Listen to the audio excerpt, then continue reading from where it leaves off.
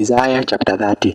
Woe unto the obstinate children, declares the Lord, to those who carry out plans that are not mine, forming an alliance, but not by my spirit, heaping sin upon sin, who go down to Egypt without consulting me, who look for help to Pharaoh's protection, to Egypt's shade for refuge.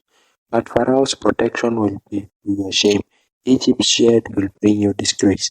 Though they have officials in Zoan, and their envoys have arrived in Ens. Everyone will be put to shame because of a people useless to them, who bring neither help nor advantage, but only shame and disgrace. An oracle concerning the animals of Neveg. Through a land of hardship and distress of lions and lionesses, of adders and dating snakes, and envoys that carry their riches on donkeys, backs their treasures on the arms of camels, to that unprofitable nation, to Egypt, whose help is utterly useless. Therefore I call Aaron up, and do nothing. Go now, write it on a tablet for them, inscribe it on a scroll, that for the days to come may be an everlasting witness. These are the rebellious people, deceitful children, children unwilling to listen to the Lord's instruction. They say to the seers, see no more visions, and to the prophet, give us no more visions of what is right. Tell us pleasant things, prophesy illusions. Leave this way, get off this path, and stop confronting us with the Holy One of Israel. Therefore, this is what the Holy One of Israel says, because you have rejected this message, relied on oppression and depended on deceit. This sin will become for you like a high wall, cracked and bulging, that collapses suddenly in an instant. It will break in pieces like pottery, shattered so mercilessly among its pieces. Not a fragment will be found for taking coals from a heath or scooping water out of a cistern. This is what the sovereign Lord, the Holy One of Israel says. Independence and rest is your salvation. In quietness and trust is your strength. But you will have none of it. You said, no, we will flee on horses. Therefore, you will flee. You said, you will ride off the swift horses. Therefore, your pursuers will be swift.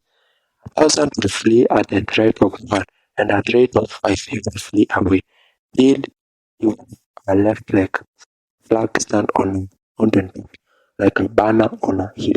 Yet the Lord longs to be gracious to you. He rises to show you compassion, for the Lord is a God of justice. Blessed are all who wait of him. All people of Zion, who live on Jerusalem, you will weep no more.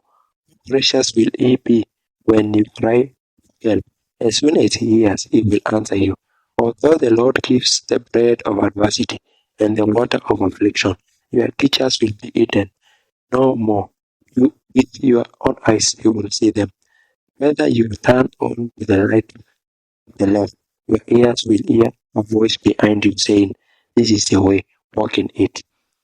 Then you will defile your idols overlaid with silver and your images covered with gold. You will throw them away like menstrual cloth and say to them, away with you. He will also send your rain for the seed you sow in ground. For the food that comes from the land will be rich and plentiful. And that day your cattle will graze in broad meadows.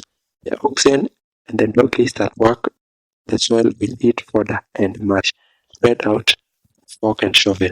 In that day a great slaughter when the towers fall. Streams of water will flow in very high mountains and very lofty hills.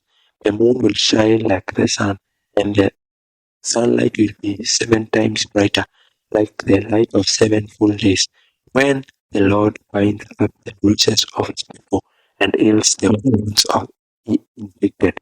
See, the name of the Lord comes from afar, with burning anger and dense clouds of snare. His lips are full of wrath, and his tongue a consuming fire. His breath is like rushing torrent, rising up to the neck. He shakes the nations in sea of destruction. He places in the laws of the peoples a bit that leads them astray.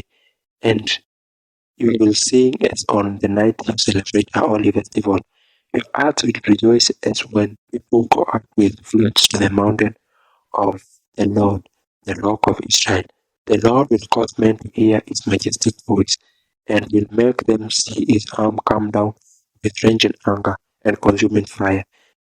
Cloudburst, thunderstorm, and hail.